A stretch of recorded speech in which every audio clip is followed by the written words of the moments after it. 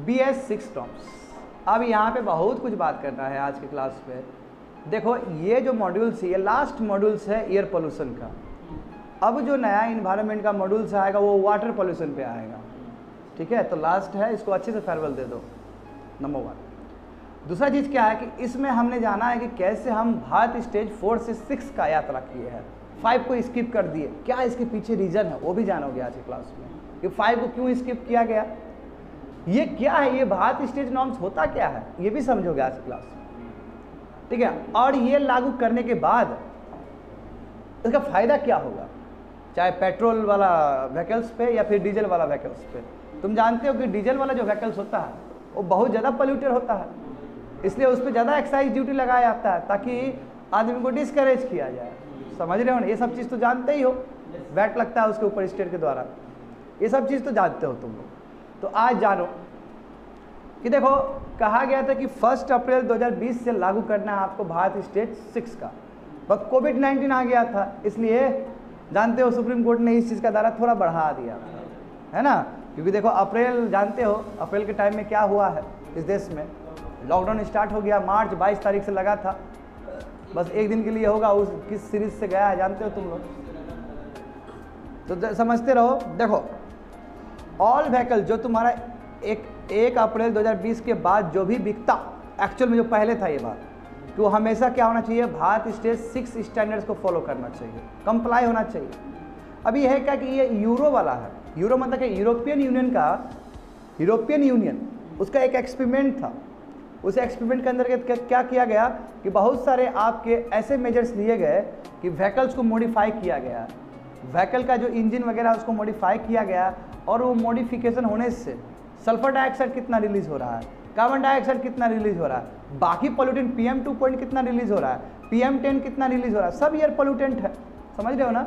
तो देखा है कि मैसिव चेंज है और इससे बहुत ज़्यादा फायदा हुआ है वहाँ पे, इसलिए एक दुनिया के लिए एक नज़ीर पेश हो गया, यहाँ से दुनिया के लिए एक एग्जाम्पल बन गया कि यस यूरो स्टैंडर्ड तुम्हारा बहुत अच्छा है।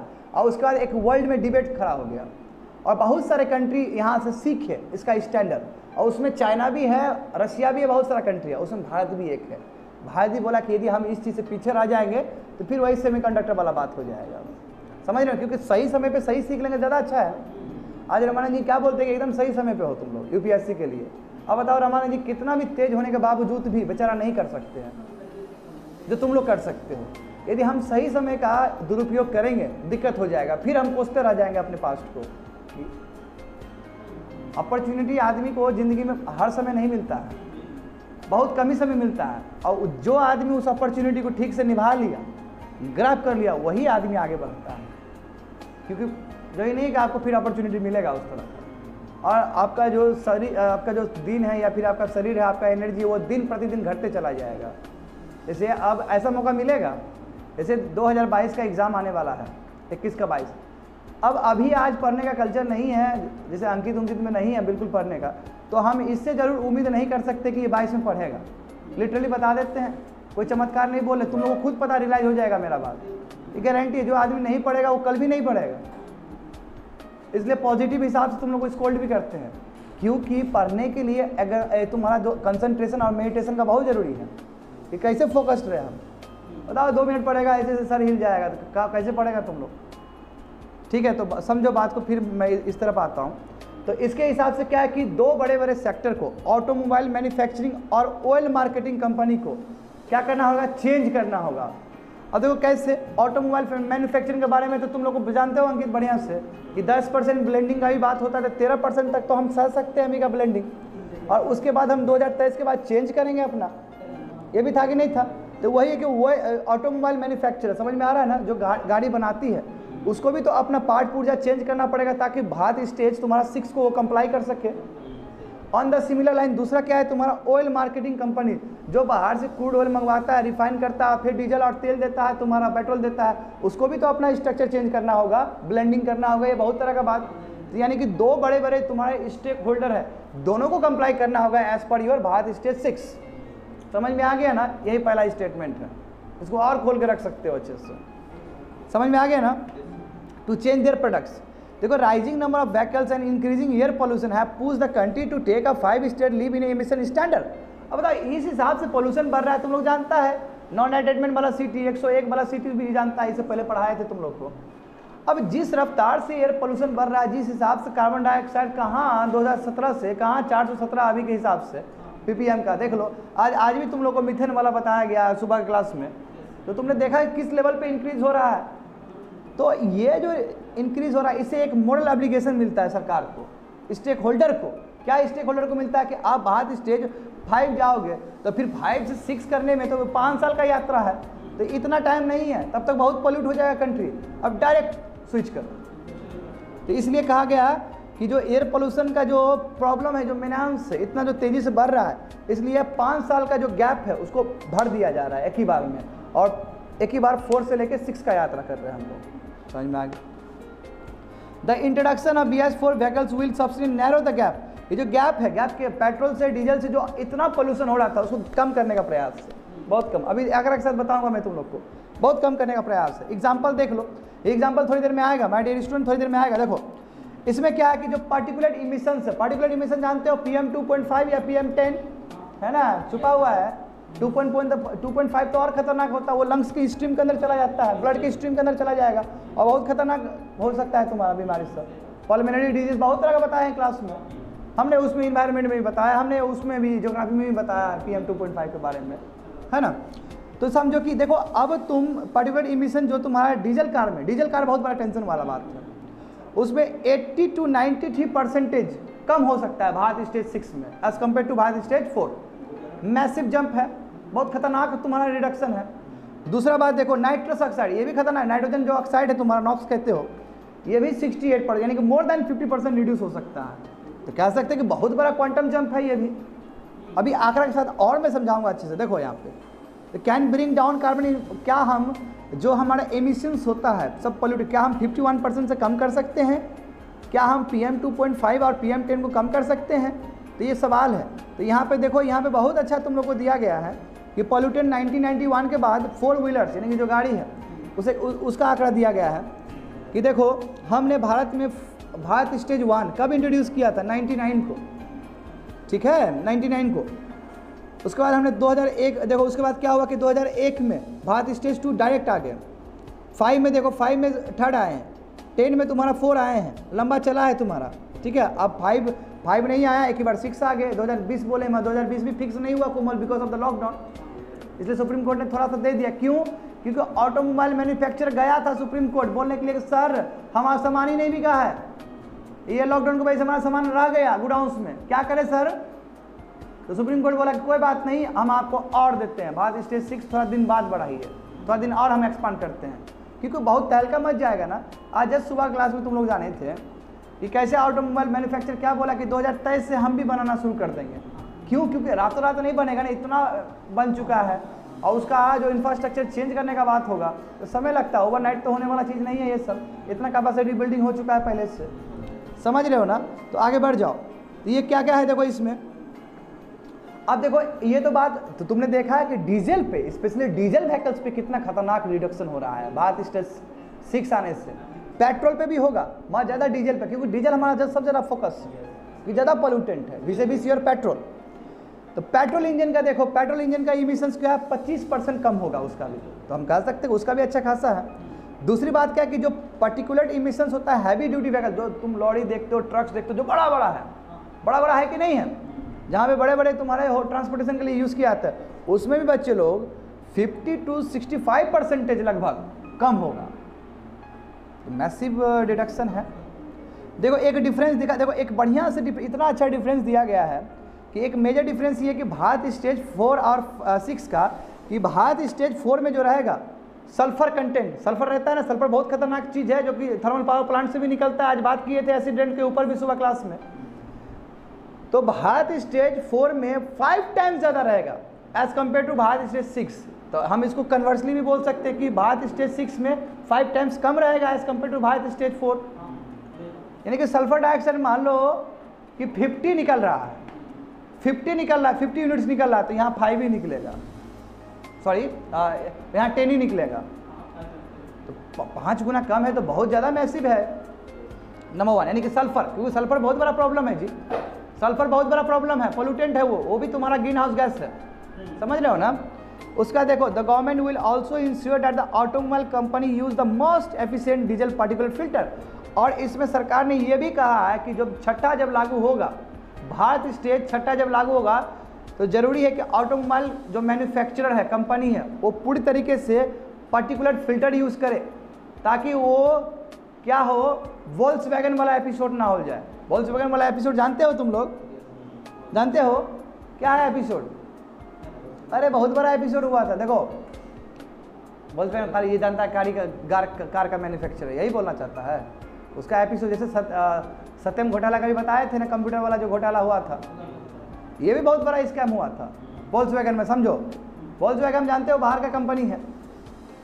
देखो अभी मैं बताऊंगा, थोड़ी देर में आएगा, उसमें लिखा नहीं गया, मगर देखो कैसे वोल्क्सवैगन ने क्या किया था। लैब में टेस्ट होता था, अभी टेस्ट और बढ़ा दिया गया, लैब में नहीं, अभी आपका रियल टाइम भी टेस्ट होगा। लैब में टेस्ट होता है तो एमिशन उतना पता नहीं चल पाता है, क्योंकि लैब में एक सर्टन कंडीशन होता है। वहाँ बाहर चलते हो तो अलग होता है, जैसे कि अभी कोई ओलाव में गाड़ी चला लिया और यहाँ गाड़ी चलाना, दो अलग चीज़ है ना, क्योंकि वहाँ पे कंडीशन अलग है। तो लैब में उस समय क्या होता था कि लैब में चेक हो गया तो पास कर दिया कि yes you can go and run on the road. तो वोल्क्सवैगन का कार मैन्युफैक्चरर का इतना बड़ा ब्लंडर किया ये लोग कि वहाँ पे एक चिप लगवा दिया, और चिप लगा के जब लैब में होता था टेस्ट, तो पता चलता था कि ठीक है ये कंप्लायंट है, जो प्रोटोकॉल से उसके हिसाब से फॉलो कर रहा है। मैं जब गाड़ी चला था खूब एमिट कर रहा था, बहुत गंदा गंदा पोल्यूटेंट निकल रहा था। ये धरा गया तुम्हारा यूनाइटेड स्टेट्स ऑफ अमेरिका में और भी बहुत सारे कंट्री में लग गया, वो पूरी तरीके से बैन लगा दिया। फिर इंडिया ने भी पकड़ लिया उसको, तो एनजीटी ने तुम्हारा 100 करोड़ का फाइन लगवाया उस पर, उसके बाद सॉरी बोला है वहाँ पे, बोला कि मिस्टेक, बहुत बड़ा मिस्टेक हो गया उससे। तो ये तो अनइथिकल प्रैक्टिस हो गया ना, बात समझ रहे हो ना, ये अनइथिकल प्रैक्टिस हो गया। तो ये चीज़ ना हो, आपको पर्टिकुलर फिल्टर लगवाने होंगे ताकि ठीक से पता चले कि कितना निकल रहा है, कितना सही फिल्टर हो रहा है। अब दूसरी बात देखो यहाँ पे कि भारत स्टेज जो 6 वाला होगा, इसमें सोफिस्टिकेट यानी कि बहुत ही कॉम्प्लेक्स टेक्नोलॉजी होगा उसके अंदर।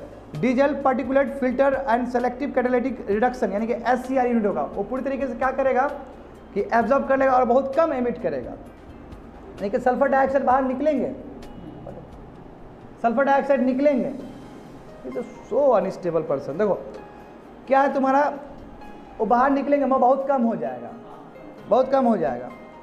अब एग्जाम्पल देखो कैसे कम होगा, तो ये एग्जाम्पल दिया गया है कि SCR यानी कि सेलेक्टिव कैटालिटिक रिडक्शन यूनिट क्या है, ये नॉक्स को रिड्यूस करता है।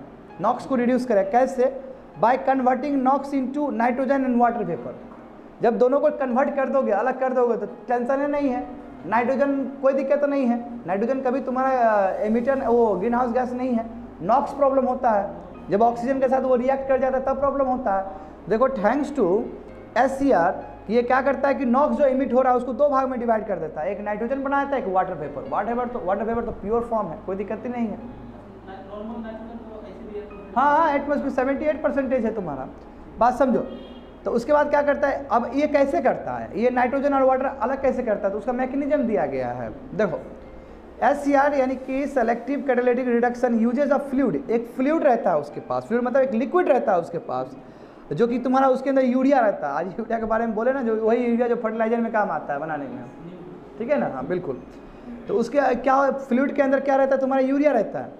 When the fluid comes in contact with the exhaust gas, तब जब ये फ्लूइड जिसके अंदर यूरिया छुपा है, जब बाहर जो गैस निकलने वाला है, नॉक्स सब निकलने वाला है, उसको कॉन्टैक्ट में आएगा, तो यूरिया क्या करता है, कन्वर्ट कर देता है कार्बन मोनोऑक्साइड और एमोनिया में, एमोनिया NH3 कन्वर्ट कर देता है। एंड द एमोनिया, अब ये एमोनिया क्या करता है, नॉक्स को वाटर वेपर और नाइट्रोजन में कन्वर्ट कर देता है। यानी कि ये प्रोसेस जटिल है, मगर ये कितना स्टेप बाय स्टेप जाके ये बना है तुम्हारा नाइट्रोजन और वाटर वेपर अलग से।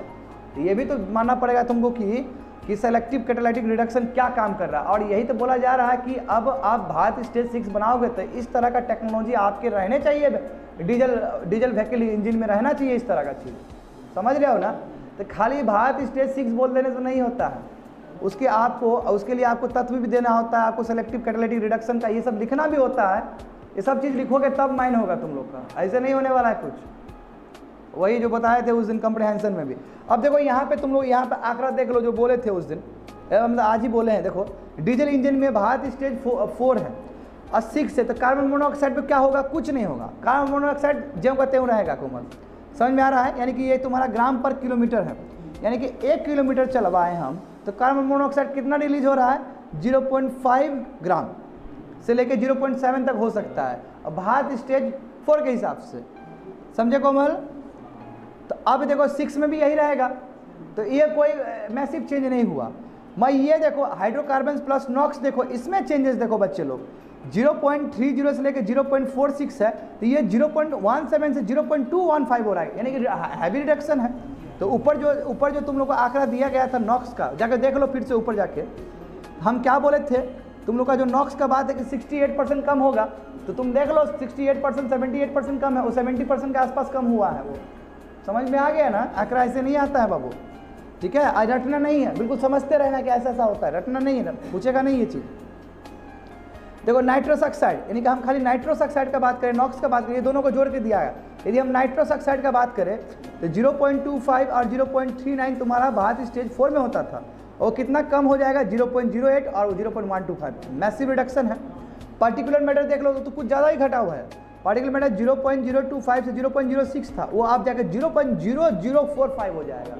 हद रिडक्शन है वो, तो बहुत ज़्यादा रिडक्शन हो गया, डेसिमल लग गया, समझ रहे हो ना? यानी कि 0 लग गया उससे पहले, बहुत ज़्यादा कम हो गया वो। समझ में आ रहा है? तो ये तो हाल हुआ डीजल इंजन का। अब हम बात करेंगे पेट्रोल इंजन का क्या स्थिति होगा। देख लो कि भारत स्टेज में अभी भी बताओ कार्बन मोनोऑक्साइड अच्छा खासा होता है, मैं वो ज्यों का त्यों रहेगा। यानी कि देखो अब तुम लोगों का क्वेश्चन बन जाएगा कि भारत स्टेज 6 जो बनाएंगे तो क्या सभी जितने पॉल्यूटेंट है सब में रिडक्शन होगा? तो ऐसा नहीं है, कार्बन मोनोऑक्साइड ज्यों का त्यों रहेगा, चाहे वो डीजल वाला बात हो चाहे पेट्रोल वाला बात हो। समझ गए ना? ऐसा नहीं है वो घटा है गदा, इसमें नहीं हुआ, वो पहले वाला घटा है, तो ग्राफ कहाँ मैच करेगा? तो मगर देखो इसमें वही H प्लस NOx, इसमें क्या हुआ कि सेम रह गया, मगर उसमें सेम नहीं है, ठीक है? तो यहाँ पे नहीं बैठ पाएगा वो पैटर्न। समझ में आ रहा है ना क्या बोल रहे हैं? नाइट्रस ऑक्साइड देखो, नाइट्रस ऑक्साइड में गजब तुम्हारा कमी है, 0.08 है, वो तुम्हारा 0.06 हो जा रहा है। ये Na मतलब क्या कि ये तुम्हारा नहीं था, तुम्हारा इसमें थोड़ा पर्टिकुलर मैटर में ये तुम्हारा आ जाएगा, PM वाला आ जाएगा। तो कुछ प्लस है कुछ माइनस है, मगर ओवरऑल देखोगे तो भारत स्टेज 6 जो बेस्ट है, ये वर्ल्ड वाइड क्या किया जा रहा है, इसको एडॉप्ट किए जा रहे हैं, ताकि रोड पे जब हमारा व्हीकल्स दौड़े तो किस लेवल पे होना चाहिए, कितना एमिशन होना चाहिए, कैटालिटिक उसमें होना चाहिए, है ना, व्यवस्था होना चाहिए, टेक्नोलॉजी होना चाहिए ताकि कम एमिट करे। अब आगे देखो यूसेज ऑफ पेम्स, देखो PEMS जो अभी वोल्क्सवैगन का बताया ना तुम लोगों को एपिसोड, इससे रिलेटेड है वो बच्चे लोग, इससे रिलेटेड है वो चीज़। तो ये पोर्टेबल एमिशन मेजरमेंट सिस्टम क्या होता है? पोर्टेबल एमिशन मेजरमेंट सिस्टम मतलब पोर्टेबल है। पोर्टेबल मतलब क्या? कहीं पे भी रख सकता है। लैपटॉप कितना पोर्टेबल है? मोबाइल फ़ोन कितना पोर्टेबल है? क्या डेस्कटॉप है? नहीं है। तो पोर्टेबल मतलब कहीं पे भी ले जा सकते हो आप, कहीं पे भी रख सकते हो, easy to handle, easy to carry, that is a portable. यानी कि ये आपका जो बाहर जो निकल रहा है गैस आपका, उसको आराम से आप गाड़ी में रख लो, आराम से मेजर हो जाएगा। तो हो सकता है आने वाले समय में कंपलसरी हो जाए ये आपका।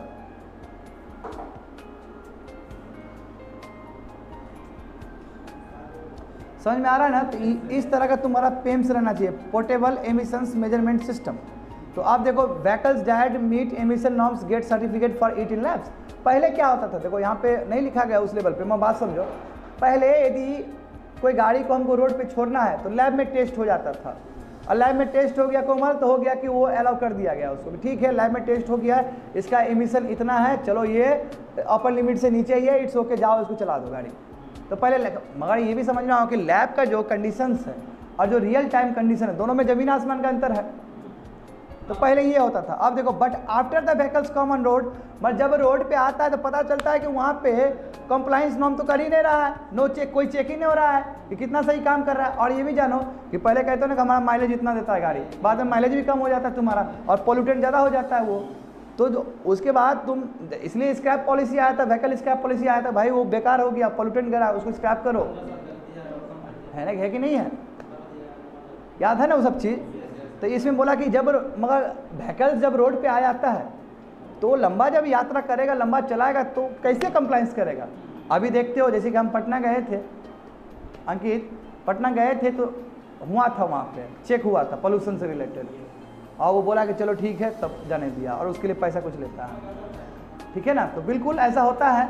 तो ये इसलिए कि आपको जो लैब में टेस्ट करके दिया गया था और यहाँ पे क्या स्थिति है, क्या आपका गाड़ी बहुत पुराना तो नहीं हो गया, क्या आपका एमिशन कुछ ज़्यादा तो नहीं हो रहा है, ये ज़रूरी है, बहुत ज़रूरी है ये सब चीज़। दूसरी बात देखो, to make technology work till the vehicles life on the road and to prevent fraud such as Volkswagen scandal. समझ गए ना, समझ में आ गया ना क्या हुआ था स्कैंडल में, ठीक है। इस तरह का ना हो, तो इसलिए ज़रूरी है कि लैब में टेस्ट तो होगा ही होगा, मगर PEMS भी होगा आपके साथ, यानी कि पोर्टेबल एमिशन मेजरमेंट सिस्टम भी रहेगा। उसके अंदर क्या है कि आप गाड़ी के अंदर ही डिवाइस है और वो डिवाइस आपको देख ले रहा है कि आप कितना एमिट कर रहा है गाड़ी रियल टाइम बेसिस में। और वोल्क्सवैगन में क्या होता है कि वहाँ पे जो चिप लगा दिया, एमिट कर रहा है कितना भी दिखा रहा है बहुत कम, क्योंकि पहले से वहाँ पे फिक्स है data. Will be the use for the vehicle certification from Bharat stage 6। ये तय करेगा कि भारत स्टेज 6 के कंप्लाई कर रहा है कि नहीं कर रहा है। यदि कंप्लाई नहीं कर रहा है तो हटाओ भाई वहाँ से, फिर कंप्लाई करने के लिए दूसरा व्यवस्था। This testing mechanism checks the real world driving emissions from the vehicle. जो कितना बढ़िया लिख दिया, ये चेक करेगा कि रियल टाइम बेसिस में क्या हो रहा है, कितना एमिट कर रहा है वो। देखो एग्जाम्पल देखो, मैंने तुम लोगों को कहा है चाइना, इंडिया, मैक्सिको, ब्राज़ील, रसिया, ऑस्ट्रेलिया, सब ने बोला कि हम भी यूरो 6 लगवा देंगे 2020 के टाइम फ्रेम में ही। तो इंडिया ने 2020 का दिया है, हम पीछे ना रह जाए, समझे। देखो, तो as India enforces Bharat stage 6 standard majority of the vehicles on the road क्या है, अब उसके हिसाब से आपको करने होंगे, यानी कि ओल्ड वंस को आपको रिप्लेस करना होगा। और हम बहुत पहले से दिल्ली में सुनते आ रहे हैं कि ये डीजल वाला जो है उसको स्क्रैप कर दो, तो पॉलिसी चलाया भी है इस बार की, जो डीजल वाला होगा उसको स्क्रैप करिए, जो पुराना है उसको जल्दी स्क्रैप करिए। तो वही बोला कि एज इंडिया बोला कि हम भारत स्टेज 6 स्टैंडर्ड करेंगे, तो majority of the vehicles on the road will meet इतना नॉर्म्स क्या है 2030 तक पूरा कंप्लाइंट करें, क्योंकि हमको ट्रांजिशन पीरियड चाहिए, समझे ना। क्योंकि व्हीकल्स क्या कि जो नया व्हीकल्स वो रिप्लेस करेगा ओल्ड वन को टाइम लगेगा। इसलिए देखो एक जीता जागता उदाहरण तुम्हारा क्या कि व्हीकल स्क्रैच पॉलिसी, ये भी उसी का एक प्रमाण है, समझे बात को। This will result in the, देखो इससे क्या होगा ये जानते हो तुम लोग, इससे क्या हुआ कि जो एमिशंस हो रहे थे उसका बहुत ज़्यादा रिडक्शन होगा, समझे। लाइट ड्यूटी हो या हैवी ड्यूटी व्हीकल्स में हो, एक बार इम्प्लीमेंटेड हो गया तो यस हम 2030 तक कोमल पार्टिकुलेट मैटर 2.5 बहुत कम कर लेंगे, ठीक है। और देखो हुआ क्या, हम बहुत कम कर लेंगे। और देखो सॉरी, इसमें आंकड़ा ये दिया गया कि इसमें दिखाया गया कि तुम्हारा भारत स्टेज यूरो जो 6 है उसने कितना काम किया है। आई एम रियली सॉरी, मैं भारत स्टेज 6 के रेफरेंस में बता रहा था तुमको, गलत है। इसने ये दिखाया कि 2015 के तुलना में ये लोग 2030 तक क्या करेगा, 74% रिड्यूस कर देगा यूरोप में इस स्टैंडर्ड से। इसका मतलब दम है आपके अंदर। 74% आप एमिशन बोल रहे हैं कि 2015 मतलब हाल फिलहाल का बात हुआ, हाल फिलहाल का इतना एमिशंस को आप 15 साल में 74% कम कर दीजिएगा तो बहुत बड़ा है। और यूरोपियन कंट्री है, नॉन फॉर एथिक्स, हाँ नॉन फॉर एथिक्स ना, जो बोला वो करके दिखाता है, तभी तो वो कंट्री बहुत आगे है। तो कह सकते कि यस इसका कुछ है, इसका पीछे का कुछ लॉजिक है कि भारत स्टेज भी हम लोग उसके कॉन्सोनेंस में ही लेते हैं। समझ में आया ना बात। आगे देखो, तो अब यहाँ पे समझना होगा कि emission from thermal power plant, हम थर्मल पावर प्लांट से क्या क्या हमारा पोल्यूटेंट्स निकलता है। देख लो यहाँ पे भी डिवाइड किया गया कि एमिशन जो कोल्ड फायर यानी कोयला से, यानी कि कोयला से ही थर्मल पावर प्लांट होता है, समझे। तो यहाँ पे 3 टाइप के तुम्हारे पोल्यूटेंट्स निकलते हैं। एक गैसियस एमिशन जो गैस के रूप में निकल रहा है, that is carbon dioxide, sulphur dioxide, carbon monoxide, NOx, ठीक है, N2 नाइट्रस ऑक्साइड, ठीक है। दूसरा तरीका क्या है, पार्टिकुलेट मैटर, जिसमें सल्फर पार्टिकल्स हो सकता है और फ्लाई ऐश हो सकते हैं और भी कुछ हो सकते हैं। तीसरा क्या है कि वल्केनिक ऑर्गेनिक कंपाउंड है, VOC है तुम्हारा, ठीक है। और भी तुम्हारा हैवी मेटल्स भी है, जैसे मरकुरी है, आर्सेनिक है, कैडमियम है, लेड है, बहुत खतरनाक चीज़ है, ये सभी एमिट होता है। बताओ थर्मल पावर प्लांट से इतने कुछ इमिट हो रहे हैं तो बहुत खतरनाक है कि नहीं है।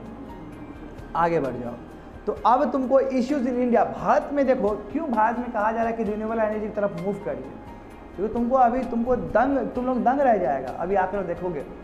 तो ये जो थर्मल पावर प्लांट है कितना गंदा पोल्यूटर है, ये हद लेवल में पोल्यूट करता है बाबू। ये देख लो यहाँ पे थर्मल पावर प्लांट जो है तुम्हारा 70% वाटर कंजम्पशन करता है अकेला इंडस्ट्री में, और भी बहुत सारे इंडस्ट्री है।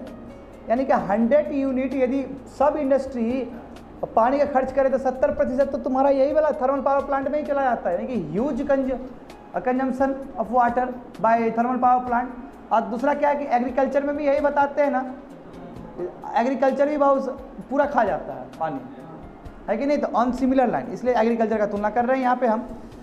दे आर रिस्पॉन्सिबल फॉर ओवर 60%, बताओ 60% तुम्हारा PM एमिशंस होता है यहाँ से, थर्मल पावर प्लांट से 60%, अकेला थर्मल पावर प्लांट से ओवरऑल में। बहुत बड़ा आंकड़ा है। 50% तुम्हारा सल्फर डाइऑक्साइड है। नॉक्स एमिशन है, बताओ नॉक्स का भी होता है, बात समझे। और उसके बाद तुम्हारा क्या 80% तुम्हारा मरकुरी एमिशन होता है। वही मरकुरी बहुत जिसके लिए मिनामाटा कन्वेंशन होता है जापान का, याद आया कुछ।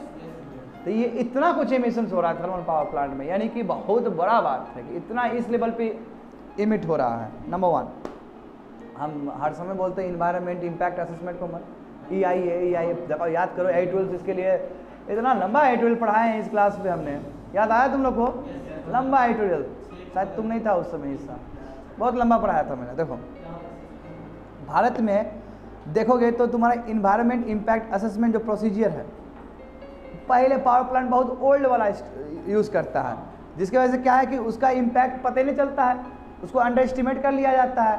पहले का तरीका, तौर तरीका तो बदल गया है ना अभी तो और भी बहुत सारे आ रहे हैं, specially due to long range transfer of क्योंकि पार्टिकुलर मैटर का जो ट्रैवलिंग पावर है या फिर उसका जो इफेक्ट है बहुत खतरनाक बढ़ते चला जा रहा है। और हम ओल्ड मेथोडोलॉजी से चेक करेंगे कि PM 2 कितना हो रहा है या सॉक्स कितना हो रहा है, नॉक्स कितना है, तो ये हमको करेक्ट डेटा नहीं दे पाएगा। इसलिए ज़रूरी है कि नया टेक्नोलॉजी को एम्प्लॉय किया जाए और वो पता करे कि कितना छोड़ रहा है एक थर्मल पावर प्लांट। बात समझे। देखो रिकॉर्ड के हिसाब से कहा जाता है कि जो 2013 में जो प्रैक्टिस किए जा रहे थे वो at least 5 to 10 times worse than those practice in like बोला as per according to a report the emission standard practice in 2013 were at least 5 to 10 times worse than. बोला कि जो US में, यूरोपियन यूनियन में, चाइना में और ऑस्ट्रेलिया में जो था स्थिति, उसके हिसाब से हमारा जो प्रोटोकॉल आया था कि आप इस हिसाब से चेक करोगे कितना एमिशन हो रहा है, ये 5 से लेकर 10 टाइम्स खराब था।